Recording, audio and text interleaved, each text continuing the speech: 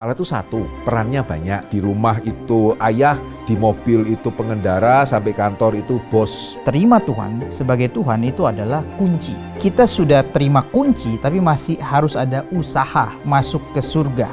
Kan keselamatan oleh iman, jadi ya tidak perlu buah. Yakobus mengatakan tidak seperti itu.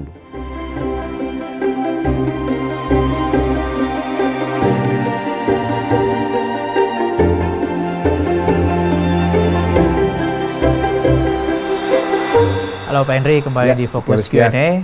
Dan kali ini ada pertanyaan-pertanyaan yang masuk masih tentang pergumulan yang personal, tapi kali ini temanya khusus di dalam tema keselamatan. Yang pertama Pak, mohon dibahas lagi yang mendalam tentang keselamatan. Kalau berkenan bahas juga tentang antinomianisme dan legalisme, karena banyak orang Kristen yang jatuh dalam hal ini. Ya ini mungkin Vikaris Kias tertarikkah di Reform Corner ini? Pak Henry. Oke, akan dipertimbangkan, diharap Tuhan pimpin ya, sehingga bisa ada sesi khusus mengenai keselamatan. Yang sekarang saya address dulu legalisme dan antinomianismenya ya. Ya legalisme itu berarti ya, khususnya dalam surat kita temukan dalam surat Galatia ya, keyakinan bahwa perbuatan baik bisa atau perlu untuk diselamatkan ya, dan kemudian bagaimana perbuatan baiknya melalui hal-hal keagamaan yang berusaha seketat mungkin. Dalam kasus Galatia itu harus disunat lah, harus ini, harus itu. Nah itu namanya legalisme ya, jadi melakukan perintah Tuhan karena takut tidak diselamatkan, atau melakukan perintah Tuhan supaya bisa diselamatkan, itu adalah legalisme. Nah antinomianisme adalah persis terbalik. Ya anti itu ya anti ya, nomi itu nomos ya, isme ya berarti isme. Berarti suatu pandangan yang meyakini bahwa tidak perlu aturan-aturan, ya tidak perlu disiplin-disiplinan, tidak perlu hukum-hukum Tuhan. Yang penting ya saya kan sudah diselamatkan, saya bebas gitu ya, menuruti kata hati. Ya dua-dua ini berbahaya. Kita jangan jatuh ke legalisme, tapi kita juga jangan jatuh ke antinomianisme. Ya sebetulnya saudara, dalam hal ini ya doktrin atau soteriologi reform itu sangat baik. Ya sehingga sementara kita belum bisa membuat sesi khusus keselamatan, saudara bisa membaca satu buku yang saya bisa sarankan, adalah sebuah buku dari Anthony Hoekema, ya diselamatkan oleh kasih karunia. Ya saya rasa itu sebuah buku yang saudara bisa baca, yang kiranya bisa memberikan keseimbangan bagaimana kita tidak jatuh kepada legalisme, tapi juga jangan jatuh kepada antinomianisme. Ya, jadi dari Anthony Hoekema, diselamatkan oleh kasih karunia. Kiranya ini bisa memberikan pengertian yang baik mengenai soteriologi reform.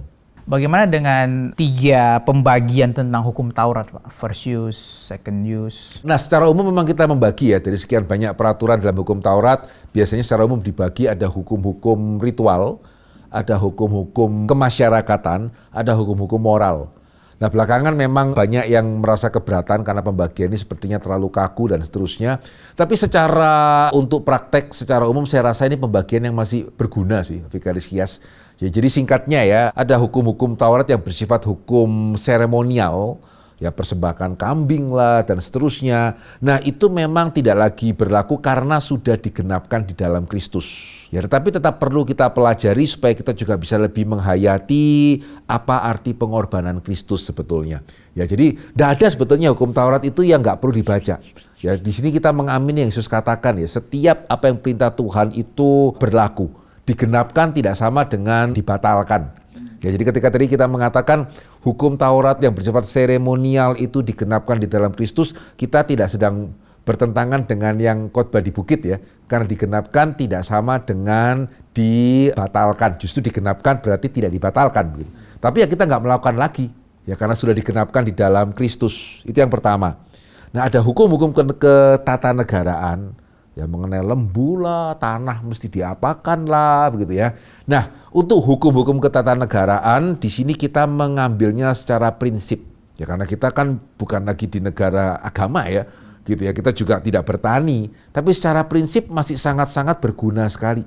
Contoh yang bagi saya sangat mengesankan adalah di dalam Alkitab ada perintah mengenai lembu. Jadi kalau kita punya lembu dan lembu kita itu menanduk lembu orang lain, ganti ruginya apa? Tapi kalau kita sudah diperingatkan, kita tidak mendengarkan, terus lembu kita menanduk lembu orang lain sampai mati, lebih serius nih hukumannya. Kalau lembu itu menanduk manusia, lebih serius lagi nih. Demikian juga kalau sudah diperingatkan, kita nggak memperdulikan, menanduk manusia sampai mati, itu hukuman mati loh. Nah sekarang tentunya ya, saya nggak tahu apakah ada di antara pemirsa Fokus yang punya lembu, gitu ya. Saya kan tidak punya lembu ya, Vicarious Kias juga tidak ya. Tetapi implikasinya kan sangat konkret. Hargailah nyawa orang lain ya dengan apa yang kita miliki. Jadi apa yang kita miliki pada waktu kita memakainya jangan sampai meresikokan nyawa orang lain. Paling sederhana, saya pernah mengkhotbahkan ini kepada remaja, hati-hati kalau setir mobil ya ditabrak. Lembu dengan ditabrak mobil itu bukan berarti lebih berat ditabrak lembu ya. Hati-hati enggak nih. Ya sehingga ini hukum ketatanegaraan ya. Kita terima secara prinsip, kita aplikasikan di dalam kehidupan konkret. Nah, yang ketiga hukum moral. Nah kalau hukum moral itu tetap berlaku. Hormatilah orang tuamu, jangan mencuri gitu ya, jangan bersaksi dusta. Bahkan mungkin kita dituntut lebih daripada orang Israel di dalam perjanjian lama. Sehingga saya rasa 3 pembagian ini sangat membantu ya di bagaimana kita melihat hukum-hukum perjanjian lama tanpa membuat kita menjadi legalis, juga tentunya tidak membuat kita menjadi antinomianis. Contoh orang yang legalisme tuh kayak gimana di Alkitab, terus yang antinomian seperti apa? Oh di Alkitab ya. Kalau di Alkitab ya seperti di Galatia ya, kita lihat disunat enggak? Ya di dalam Kristus itu enggak cukup loh ya, harus disunat. Sementara yang antinomian ya sebetulnya banyak itu di dalam surat-surat umum. 1 Petrus, 2 Petrus, surat Yudas gitu ya, surat-surat Yohanes gitu. Jadi ada orang-orang yang menganggap ibadah sebagai keuntungan. Ya padahal cara mereka hidup secara moralitas itu sangat kurang sekali. Di surat-surat umum itu banyak contoh antinomian. Ya sementara di Galatia contoh legalis juga sama itu. Di dalam Yakobus ya, Yakobus mengatakan kamu selamat oleh iman tapi nggak ada buahnya itu ngapain? Bukan dia tidak setuju keselamatan oleh iman, tapi karena dia lihat jangan-jangan ada sebagian orang nih sepertinya yang menyalahgunakan kan keselamatan oleh iman gitu ya. Jadi ya tidak perlu buah. Ya sehingga Yakobus mengatakan tidak seperti itu loh. Ya jadi silakan baca surat-surat umum itu beberapa contoh antinomian. Nah di dalam Galatia itu ada contoh legalis. Farisi itu juga sebuah contoh legalisme ya. Di dalam Injil juga ada contoh legalis. Salah satunya adalah orang Farisi. Tentang Farisi Pak, apakah mereka nggak ngerti konsep anugerah? Nah begini, mereka menyadari bahwa tentunya gini, nah kita mesti membedakan dulu ya apa artinya keselamatan oleh anugerah. Ya ini E.P. Sanders kan membagi menjadi 2 ya, getting in dan staying in. Ya jadi secara menjadi orang Israelnya tentunya mereka percaya itu anugerah. Ya kan mereka tidak berusaha untuk menjadi umat Tuhan ya. Nah secara staying in-nya nih. Nah secara staying in-nya sebetulnya di dalam perjanjian lama itu sifatnya anugerah karena keselamatan oleh iman, oleh korban yang nantinya menunjuk kepada Kristus. Ya, tapi pada prakteknya gitu ya kita melihat orang Farisi ya karena mereka belum menerima juru selamat. Ya, jadi sebetulnya di luar juru selamat memang tidak bisa staying in-nya itu oleh anugerah. Karena Allah itu adil. Ya sehingga meskipun memang secara prinsip perjanjian lama harusnya getting in-nya dan staying in-nya itu oleh anugerah, tapi jangan lupa perjanjian lama menunjuk kepada Kristus. Ya sehingga hanya di dalam Kristus seseorang bisa menjadi umat Tuhan karena anugerah dan tetap bisa terus menjadi umat Tuhan juga karena anugerah, sementara kita juga mesti bisa jatuh ke dalam dosa hanya karena ada penebusan di dalam Kristus. Nah ini yang menjadi kesulitannya orang Farisi ini. Ya sehingga pada prakteknya akhirnya ya legalis ya. Ya pada prakteknya, ya meskipun mereka mengatakan kita taat Taurat karena taat Taurat ini firman Tuhan kita menghargai, gitu ya. Tapi pada prakteknya akhirnya terkungkung, gitu ya, di dalam ketakutan ya begitu ketat sampai nggak berani. Aturannya begitu banyak ya. Kalau kita pernah membaca tulisan para rabi, aturannya begitu banyak dan begitu mendetil sekali itu. Mereka itu kita sebut legalis karena mereka membuat banyak peraturan. Dan apakah orang Farisi ada yang sanggup melakukan semua itu atau memang nggak ada yang mampu? Ya kalau yang Yesus mengatakan begitu ya, kamu membuat peraturan yang kamu sendiri nggak lakukan. Ya karena terlalu banyak ya, jadi jangan-jangan mereka juga bukan cuma nggak mampu ya, tapi jangan-jangan juga nggak terpikir untuk melakukan semua yang mereka buat.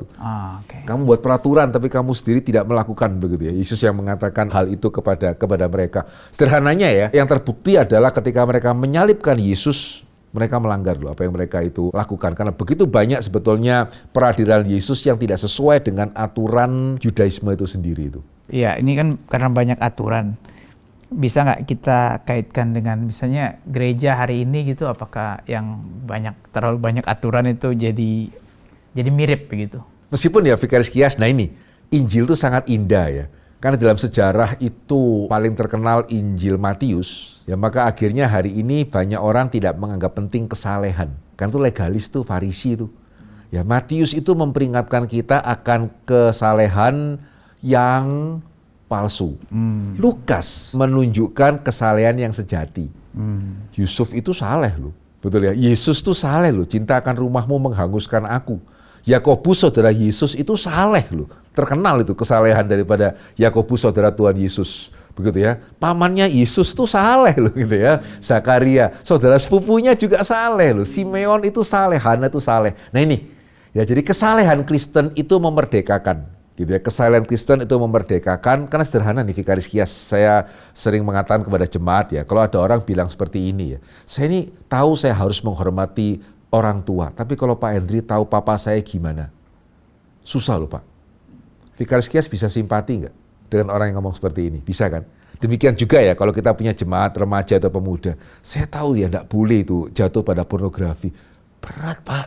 Semua teman saya, atau bahkan juga iklan gitu ya. Berat loh Pak. Bisa simpati nggak? Mulai agak mikir, tapi kan bisa jadi bisa loh. Iya kan?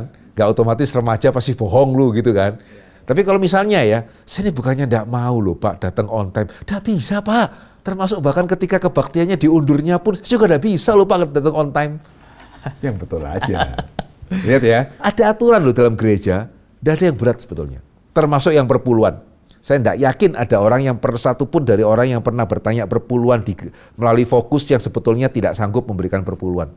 Itu ya. Jadi hati-hati ya, karena sekarang kita seringkali hanya fokus ke Matius, seolah-olah itu duniawi, itu yang penting hati. Nanti dulu. Memang kesalehan itu bisa mengikat, bisa untuk memunafikan, gak harus ya. Yusuf gak munafik, Maria gak munafik, Zakaria gak munafik, Elizabeth gak munafik, Yesus pastinya tidak gitu ya. Simeon, Hana juga tidak. Jadi mesti seimbang ya, mesti proporsional. Saya ada pertanyaan yang mengganjal hati saya. Dari pengertian saya, jalan keselamatan hanya dengan mengaku percaya dan menerima Yesus Kristus sebagai Tuhan dan Juru Selamat. Tentu saja diikuti perbuatan benar sesuai firman Tuhan sebagai wujud syukur kita dan bukan sebagai usaha masuk surga. Tapi ada pengajaran rutin di gereja terambil dari Ibrani 4 ayat 11 bahwa masuk surga tidak hanya terima Tuhan sebagai Tuhan dan Juru Selamat, melainkan terima Tuhan sebagai Tuhan itu adalah kunci. Jadi kita sudah terima kunci tapi masih harus ada usaha, proses kita untuk masuk ke surga. Ini kalau saya boleh berasumsi sepertinya gereja ini mengamini keselamatan masih bisa hilang ini kelihatannya ya. Jadi seolah-olah kalau sampai salah memakai kunci bagaimana. Ya, jadi sedikit mungkin saya boleh menjawab dengan kesaksian pribadi ya, karena saya pernah berada dulu waktu masih jemaat ya, ikut orang tua ke gereja di mana mereka beribadah. Nah begini, saya mau mengatakan bahwa sebetulnya ini gereja yang baik ya, meskipun secara teologi sekarang saya baru tahu ini gereja ini Arminian nih, dulu kan saya mana tahu begitu. Cuman memang ya ada satu kalimat yang satu kali saya dengar khotbah dari gembala, dan ini gembala yang baik, benar-benar gembala yang baik gitu. Tapi itu kalimat menghantui saya, Vikaris Kias. Karena gembala itu mengatakan dia pakai satu cerita. Nah sekarang karena memang sudah cukup lama dan saya juga sudah mengamini keselamatan di dalam iman ya, sehingga nggak lagi semelekat itu saya ingatnya. Tapi yang saya masih ingat adalah pada waktu itu dia mengatakan harus sampai akhir. Kamu setia, di akhir kamu itu jatuh gitu ya, maka Tuhan akan mengatakan kamu hamba yang bodoh. Wah itu saya cukup lama ya, menghantui saya ya, karena ini sampai akhir. Ya sampai akhirnya kalau nanti saya kemudian 1 minggu atau 1 bulan ya terus kemudian melakukan kesalahan apa, entah apa, tiba-tiba Tuhan mengatakan, khususnya ketika dia mengatakan Tuhan akan bilang hai hamba yang bodoh gitu. Itu sesuatu hal yang sangat-sangat menggentarkan sekali. Ya sehingga bisa jadi ini hampir sama meskipun saya waktu itu nggak ingat dia pakai ayat apa. Nah sehingga coba ya saya pikir kita perlu untuk melihat ya Ibrani pasal keempat itu konteksnya apa. Bolehkah Vikaris Kias tadi membacakan ayat yang dimaksudkan? Karena itu baiklah kita berusaha untuk masuk ke dalam perhentian itu supaya jangan seorang pun jatuh karena mengikuti contoh ketidaktaatan itu juga. Nah kalau kita lepaskan dari konteksnya ya, ketidaktaatan ini bisa dari ujung ke ujung. Ya kan? Tidak taat dipakai sebagai hamba Tuhan full time. Ya tidak taat misalnya itu diminta untuk apapun. Ya itu mirip seperti yang beberapa kali saya pakai contoh gitu ya, kecelakaan pesawat tidak selamat dalam pengertian apa nih? Gak ke surga, gak ke neraka, Nah kalau kita tahu konteksnya, ya bukan Pak, itu nggak ada maksudnya itu. Nggak selamat dalam pengertian yang meninggal dalam kecelakaan pesawat itu. Itu kalau kita tahu konteks. Ya sehingga dalam hal ini ya, konteksnya bukan ketidaktaatan, Tuhan sudah bilang nggak boleh iri, kok masih nggak iri. Bukan itu ya, konteksnya adalah kemurtatan. Tahu dari mana? Coba kita harus lihat ya, saya rasa Ibrani pasal yang keempat, ayat yang kedua dan ayat yang ketiga ya. Kepada kita diberitakan juga kabar kesukaan sama seperti kepada mereka. Tetapi firman pemberitaan itu tidak berguna bagi mereka, karena tidak bertumbuh bersama-sama oleh iman dengan mereka yang mendengarnya. Sebab kita yang beriman akan masuk ke tempat perhentian. Seperti yang ia katakan, aku bersumpah dalam murkaku, mereka tidak akan masuk ke dalam perhentianku. Mereka ini siapa? Ya mereka di sini adalah orang Israel yang di padang gurun. Ayat yang ke-6. Jadi sudah jelas bahwa ada sejumlah orang yang masuk ke tempat perhentian itu, sedangkan mereka yang kepadanya lebih dahulu diberitakan kabar kesukaan tidak masuk karena ketidaktaatan. Ketidaktaatan sama ya, tapi ketidaktaatan apa di sini? Pemberontakan, kemurtatan. Ya, jadi bukan saya nggak mau mengatakan bahwa iri itu sekedar ya, tapi ya iri tidak sama levelnya dengan kemurtatan. Ya, sehingga kitab Ibrani sebetulnya pada waktu berbicara mengenai ketaatan, konteksnya itu adalah kemurtatan. Supaya lebih jelas ya, kita lihat lagi di Ibrani pasal yang ke-6, ayat yang ke-4 hingga ayat yang ke-6. Ini harusnya sudah sangat jelas ini. Sebab mereka yang pernah diterangi hatinya, yang pernah mengecap karunia surgawi, dan yang pernah mendapat bagian dalam Roh Kudus, dan yang mengecap firman yang baik dari Allah dan karunia-karunia dunia yang akan datang, namun yang murtad lagi, tidak mungkin dibarui sekali lagi sedemikian hingga mereka bertobat, sebab mereka menyalibkan lagi anak Allah bagi diri mereka dan menghinanya di muka umum. Ya, namun yang murtad lagi, ya ketidaktaatannya itu sebetulnya dalam pengertian ini vikaris kias, gitu ya. Jadi iya sih, kalau sampai kemudian ada orang Kristen, ya kemudian dia itu murtad, apalagi berkali-kali saya mengatakan ya, tadinya Kristen, sekarang hobinya menjelek-jelekan kekristenan, ya menjelek-jelekan Tuhannya, gitu ya. Seperti Yudas sederhananya, ya sih. Ya itu akan kehilangan, ya lebih tepatnya sebetulnya bukan kehilangan keselamatan, ya memang dia tidak pernah percaya aja itu. Cuman kelihatannya percaya. Nah satu ayat lagi ya, saya rasa perlu juga untuk kita semakin menyadari konteksnya. Ayat yang ke-9.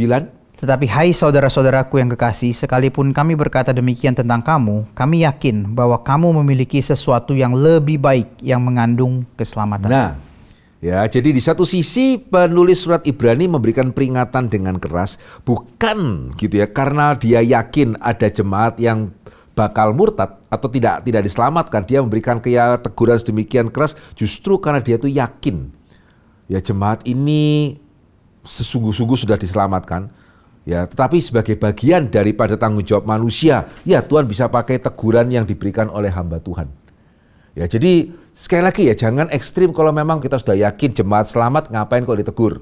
Kalau kita menegur jemaat berarti kita yakin jemaat gak selamat, gak harus loh. Ya, jadi kenapa kita memperingatkan anak jangan main api? Ya bukan karena kita itu kemudian percaya anak saya pasti main api. Ya karena kalau seperti itu ya nggak cukup ya, cuman peringatan ya saya harus masukkan semua yang berbau-bau api sehingga dia nggak bisa sentuh. Ya fakta bahwa saya kasih peringatan kepada anak jangan main api ya, kemudian saya bisa keluar dengan tenang, ya itu menunjukkan bahwa ketika saya kasih peringatan kepada anak, saya serius ini. Kalau kamu kena main api, kamu celaka ini. Ya tapi di sisi yang lain saya percaya bahwa anak saya itu akan mendengarkan saya. Gitu ya, sehingga itu kenapa setelah saya kasih dia peringatan, saya bisa keluar dengan tenang. Nah di sini kuncinya, ya sehingga di satu sisi saya percaya gereja yang memberikan peringatan kepada jemaatnya itu baik, ya jangan ekstrim satunya lagi ya, enggak apa-apa kok Tuhan mengasihi, enggak perlu sungguh-sungguh kita meresponi gitu ya, Tuhan juga enggak mungkin menghukum, tidak ya. Tapi juga hati-hati ya, jangan sampai kita menasihati atau memperingatkan jemaat dalam ketakutan. Ya harus seperti penulis surat Ibrani, ya dia kasih bridge ketika saya ngomong seperti ini bukan berarti ya saya yakin kamu gak sungguh-sungguh, kamu main-main itu kenapa saya peringatkan. Enggak loh, dia mengatakan karena sebetulnya saya mengatakan ini karena saya yakin. Ya kenapa kalau yakin kok diperingatkan? Ya, justru tadi karena saya yakin anak saya kalau saya peringatkan gak akan main api. Itu kenapa saya peringatkan dia jangan main api. Ini kita harus ingat dengan baik. Ya, which is juga sebagai perbandingan Vicaris Kias sama ya, juga dalam kita membesarkan anak, jangan sampai kita memperingatkan anak nakal, akhirnya mereka tidak nakal, akhirnya juga mereka tidak berani inisiatif. Gitu ya. Ya, sehingga pada waktu kita memperingatkan anak nakal, kita harus secara proporsional, mereka tidak nakal, tetapi inisiatifnya masih ada. Karena saya nggak tahu ya, ini meskipun sedikit intermezzo, pilih mana ya? Anak nakal bisa inisiatif, anak nggak nakal nggak bisa inisiatif. Gitu ya. Nah ini memang menggembalakan tidak mudah ya, sama seperti menjadi orang tua tidak mudah gitu ya. Sehingga sekali lagi saya tidak mau mengatakan gerejanya ini sengaja menakut-nakuti, harusnya jangan peringatkan jemaat, tidak. Memperingatkan jemaat itu penting, tetapi jangan lupa spirit penulis surat Ibrani, saya memperingatkan kamu justru karena saya percaya Roh Kudus ada di dalam dirimu, ya, sehingga Roh Kudus akan memakai peringatan dari mimbar untuk menjaga engkau jangan sampai kemudian murtad. Apakah bisa dibilang memang kita di depan menyatakan keadilan Tuhan, murka Allah, tapi selalu dalam khotbah kita harus diakhiri dengan anugerah dan janji Tuhan, apakah harus begitu? Ya harusnya loh Vicaris Kias ya. Kalau ibadah itu dijalankan secara menyeluruh dan dimengerti ya gitu ya. Harusnya ya at least kita bisa mengurangi lah. Karena di akhir kan selalu ditutup dengan berkat. Iya. Begitu ya. Cuman kan kita seringkali hari ini gitu ya di sebagian gereja, termasuk jangan-jangan juga di gereja kita gitu ya. Yang penting kan firman. Ya waktu berkat itu apalagi kalau di gereja yang besar ya di mana pulang parkir itu pergumulan gitu ya. Jangan-jangan pada waktu berkat diberikan ya kita sudah nggak dengan sungguh-sungguh menerima. Dampak loh itu. Ya jadi kita mesti melihat liturgi yang baik itu dan liturgi kita baik. Ya tapi kalau liturgi kita baik tapi kalau kita nggak sadari ya mau ngapain ya. Ya, jadi harusnya kalau seluruh liturgi dijalankan dengan baik dan jemaat mengerti, harusnya tidak boleh ada seperti ini. Karena selalu diakhiri dengan berkat dan pengutusan. Selalu itu, nggak pernah tidak. Ya sehingga itu saudara ya, jadi yang bertanya khususnya, amini baik-baik berkat yang terakhir. Ya sebagai satu jaminan bagi kita bahwa betul. Karena saya melihat yang bersangkutan ini secara teologi sudah benar loh. Ya tinggal sekarang secara lebih utuh, terima berkat itu, amini bahwa Tuhan akan memelihara saya. Saya akan pulang dari gereja dengan berkat Tuhan. Dari beberapa episode yang saya dengarkan, sepertinya Pak Henry cukup toleran dengan aliran Katolik, Arminian, Pentakosta, dan Karismatik.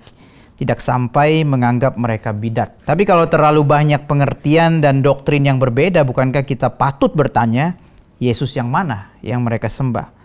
Kalau doktrin sekunder banyak yang dipertanyakan, bukankah bisa jadi doktrin primer jika didetilkan bisa jadi beda?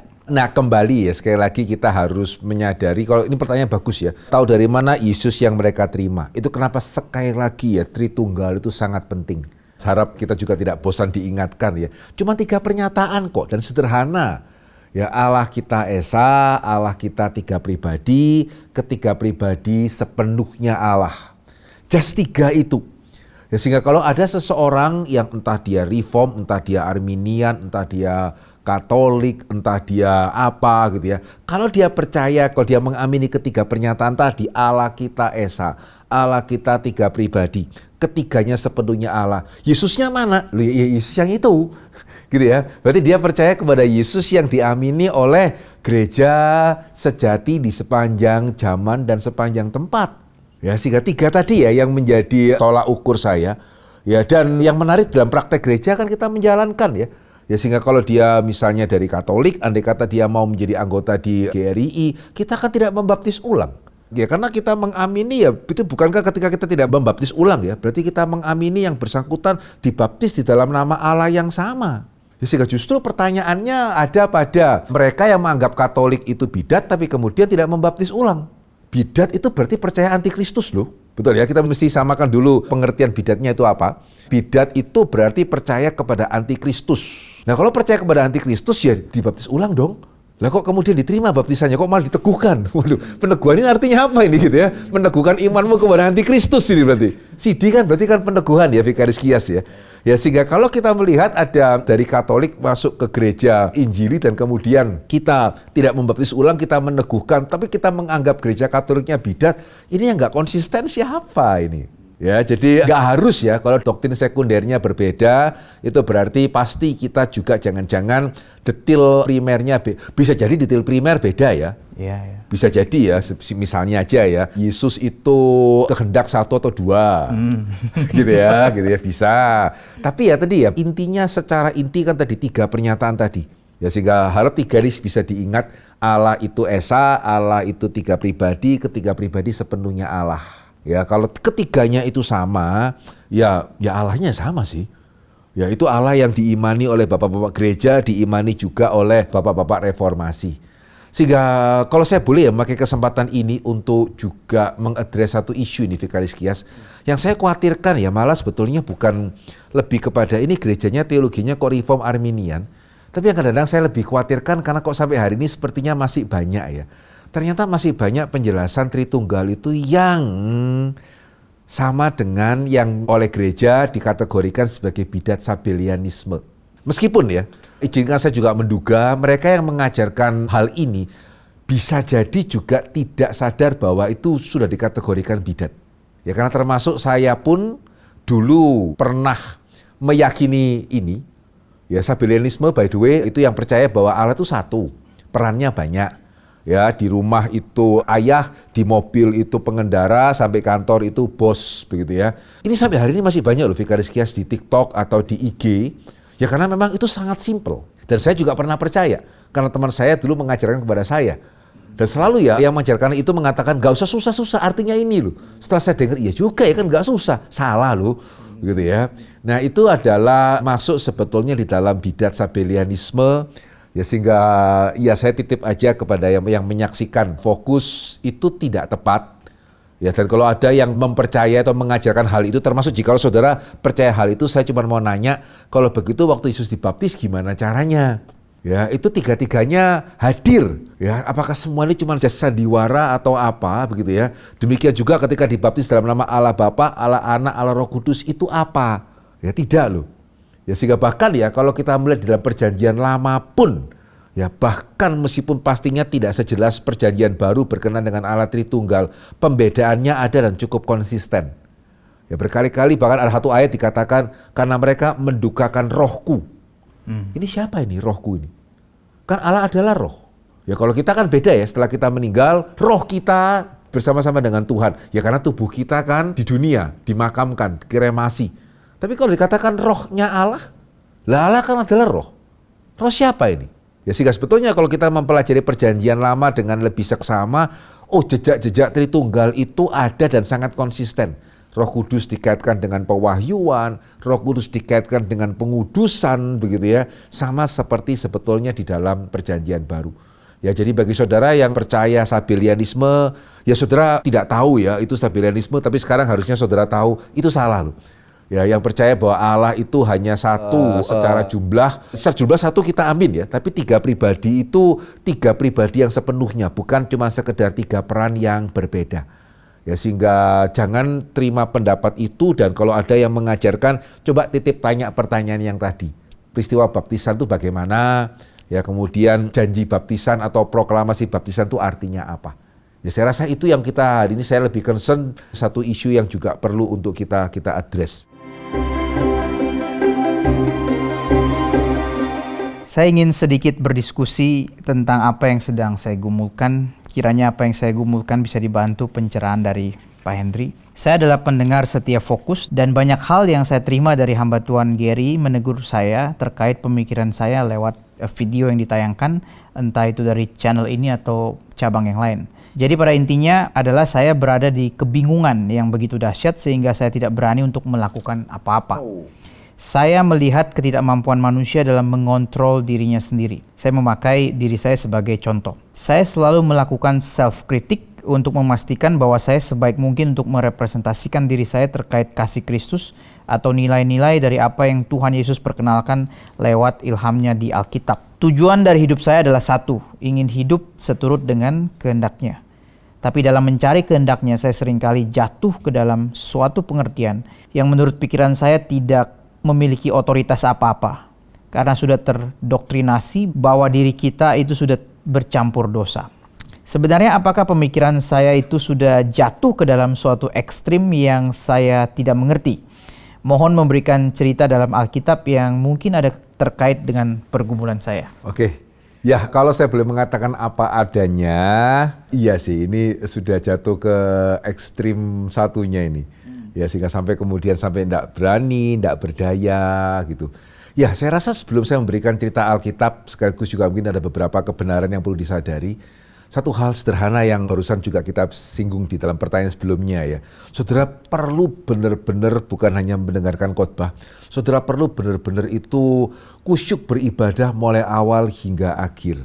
Ya karena di awal ibadah kita dibuka dengan peneguhan daripada Tuhan. Di akhir ibadah kita ditutup dengan berkat yang daripada Tuhan. Pengampunan kasih karunia itu sebetulnya nyata ya di dalam seluruh rangkaian ibadah di GRI dan juga saya percaya di banyak gereja Injili yang lain. Ya sehingga saya nggak tahu ya apakah saudara hanya dengar khotbah-khotbah gitu ya. Tapi kalau saudara beribadah ya harusnya kasih karunia Tuhan itu akan dinyatakan secara nyata di awal hingga akhir. Itu yang pertama.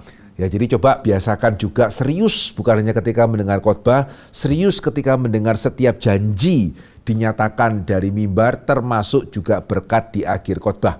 Dan setelah selesai jangan langsung pulang, saat teduh baik-baik bersyukur untuk berkat Tuhan, mengamini pengutusan dan berkat yang hamba Tuhan berikan di akhir ibadah.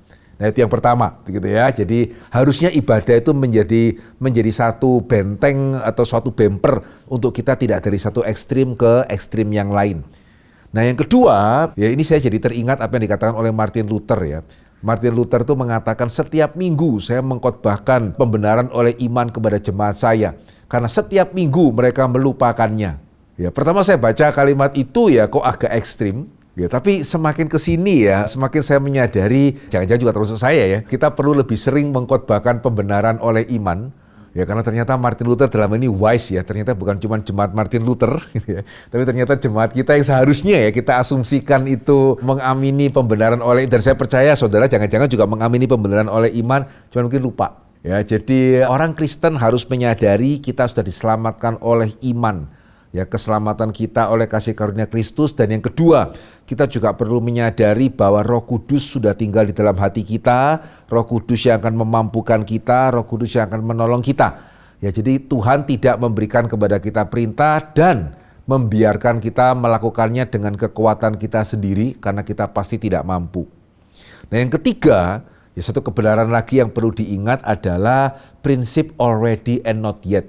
Apa maksudnya already and not yet? Ya maksudnya adalah kita harus ingat Yesus sudah datang, tetapi masih akan datang. Ya dan ingatan ini perlu untuk diaplikasikan kepada segala hal yang berkenaan dengan hidup Kristen. Ya jadi seringkali yang terjadi ya pada waktu seseorang bertobat, dia ingin hidup bagi Tuhan, dia lupa aspek not yet. Sehingga kalau dia gagal, dia merasa shock. Loh kok saya masih gagal? Padahal saya tidak mau gagal. Ini saya mengapresiasi tadi dikatakan di sana, saya ingin hidup bagi Tuhan. Itu baik. Tapi jangan lupa ya, kita dalam dunia berdosa memang masih ada not yet-nya. Ya kita belum sempurna. Ya karena kalau kita lupa aspek not yet, tinggal tunggu waktu, akhirnya kita frustrasi. Nah begitu kita frustrasi, seperti juga tadi yang di-sharingkan, akhirnya saya takut gak berani berbuat apa-apa. Saya lupa bahwa saya ini sudah diselamatkan, saya sudah ada Roh Kudus, saya sudah lahir baru. Nah ini seringkali terjadi. Jadi ada sebagian orang yang pertamanya lupa not yet, hanya ingat already, sama hidup bagi Tuhan, saya tidak akan berdosa satu kali pun. Tapi ketika terbentur dengan realita, karena kita memang belum ke surga ya, akhirnya ingat not yet, lupa already. Nah saudara, ini satu sisi, ini apresiasi ya, ini perkecualian ya, karena sebagian besar lebih banyak yang lupa not yet. Gitu ya, jadi ya saya anak Tuhan, sudah anak Tuhan, tidak perlu berusaha gitu ya, sehingga ini cukup perkecualian, lupa already ya, jadi akhirnya ketakutan. Jangan, dua-dua mesti diingat ya, kita sudah lahir baru, kita sudah orang kudus, sudah ada Roh Kudus, cuman kita nggak sempurna.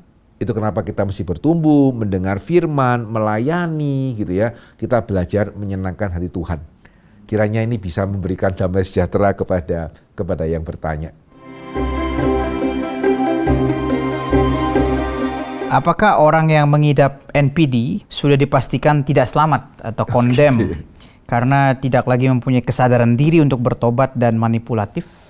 Oke, ya saudara, sekali lagi ya justification by faith. Mungkin untuk pertanyaan ini saya perlu meluruskan ya. Sebetulnya ya bukan cuman pengidap NPD yang tidak bisa bertobat. Saya pun juga tidak bisa bertobat, Vikaris Kias juga termasuk yang bertanya kalau bukan karena kuasa Roh Kudus. Satu ayat saya rasa kita perlu lihat sama-sama. Ya bolehkah Vikaris Kias membacakan dari Efesus pasal kedua ayat yang pertama. Kamu dahulu sudah mati karena pelanggaran-pelanggaran dan dosa-dosamu. Kamu di sini apakah hanya penderita NPD gitu ya? Tidak. Gitu ya. Jadi setiap kita itu sudah mati. Nah, kalau mati gimana caranya bertobat? Jawabannya ya di Efesus juga ya. Sekarang saya akan bacakan pasal 2 ayat yang keempat. Dikatakan Allah yang kaya dengan rahmat oleh karena kasih-Nya yang besar yang dilimpahkannya kepada kita telah menghidupkan kita bersama-sama dengan Kristus. Ayat yang ke-6, di dalam Kristus Yesus ia telah membangkitkan kita juga dan memberikan tempat bersama-sama dengan Dia di surga. Ya, sehingga ini berlaku untuk semua orang ya. Ya kita hanya bisa bertobat karena Tuhan yang membangkitkan kita, karena setiap kita tanpa terkecuali itu mati di dalam dosa. Ya sehingga sama ya, kalau pengidap NPD pun juga keselamatannya sama, Roh Kudus bisa melahirbarukan dia, Roh Kudus bisa mempertobatkan dia. Ya sehingga kita boleh terus mendoakan dia, kita juga boleh memberitakan Injil kepada dia, sekaligus kita juga boleh menegur dia, kiranya Roh Kudus boleh memakai kita untuk menyadarkan yang bersangkutan. Kalau dari yang ditulis, alasannya karena tidak mempunyai kesadaran diri untuk bertobat dan manipulatif. Harusnya yang non-NPD juga tidak tapi punya. Memang si Vikaris Kias yang mengidap NPD itu lebih parah. Okay. Jadi bukan cuma sekedar orang yang haus perhatian gitu ya, carmuk, cari muka, tidak. Memang ada satu dorongan khusus untuk merasa diri itu penting. Ya kalau misalnya saya penderita NPD ya, Vikaris Kias gak setuju satu kali sama saya bisa kemudian cari yang lain tuh. Ya sehingga memang harus diakui situasinya lebih sulit, tapi bukannya tidak mungkin. Ya, jadi doakan dia, beritakan Injil kepada dia, kiranya Roh Kudus boleh memakai kita begitu. Katakanlah gini Pak, dia sudah diselamatkan, dia jadi orang Kristen, bergereja, dia sudah dibaptis, sudah terima Tuhan, melayani juga, tapi NPD. Tegur dan tunjukkan itu salah. Nah begini, kita mungkin tidak bisa expect dia untuk tiba-tiba menjadi orang yang seperti orang yang mungkin sebagai orang ada kecenderungan rendah hati gitu ya. Cuman ya akan ada perubahannya. Kita mesti expect, nggak bisa dia kemudian tiba-tiba berubah. Tapi kita bisa expect ada pertumbuhan. Tegur. Ya saudara seiman mesti berani untuk menegur, menunjukkan kesalahannya. Ya kiranya Tuhan bisa pakai teguran kita juga untuk memprogres. Ya sehingga dia bisa semakin atau at least tidak lebih parah, ya bisa semakin berkurang juga untuk ke NPD-annya begitu. Bagaimana kalau levelnya tidak setara dengan kita? Perlu ke lebih tua atau jabatan lebih tinggi. Oke, baik. Terima kasih. Atau juga mungkin bahkan kalau setara dengan kita ya, saya mungkin perlu tambahkan, perlu kita dorong dia pergi ke ahli psikiater Kristen yang baik. Ya karena tadi istilah yang dipakai mengidap sama ya. Jadi ada hal-hal tertentu yang kita bisa untuk kasih obat sendiri. Ada hal tertentu ya kita mesti cari dokter. Nah NPD tergantung levelnya ya. Kalau sudah levelnya berat, kita perlu untuk dorong dia pergi ke psikiater Kristen yang baik. Karena even meskipun usianya setara, kita juga tidak diperlengkapi. Ya sama seperti kita bukannya nggak kasih ya, kita simply nggak diperlengkapi untuk menyembuhkan orang yang sakit jantung gitu. Gitu ya, kita perlu refer kepada orang yang diperlengkapi. Kalau dia lebih tua atau lebih punya jabatan misalnya dalam gereja? Ya tua-tua, gitu ya. Jadi tua-tua. Nah ini harusnya ya, nah ini kembali ya gerejanya sejauh mana, ketika memilih penatua sejauh mana, harusnya akan sangat mengherankan ya kalau sebuah gereja dengan sistem pemilihan penatua yang baik, kemudian bisa kelolosan dan penatuanya ada NPD. Harusnya kalau NPD itu kita susah nggak lihat loh. Ya jadi harusnya kalau proses pemilihan penatuanya itu baik, harusnya nggak lolos sebagai penatua ya. Akan sangat susah dibayangkan kalau bisa lolos sebagai penatua begitu. Oke Pak, terima kasih buat ya, kiranya menjadi berkat. Kita bersyukur pertanyaan-pertanyaan sudah boleh dijawab, tapi kalau saudara masih mempunyai pertanyaan yang lain, silakan mengirimkan pertanyaan Anda melalui WhatsApp atau komen di YouTube. Link kelas fokus episode 1-22 yang membahas dari penciptaan sampai eskatologi bisa didapatkan di dalam kolom deskripsi. Jika saudara mendapat berkat dari program ini, silakan share kepada yang lain. Mari kita bersama bertumbuh menjadi orang Kristen yang dewasa. Tuhan memberkati.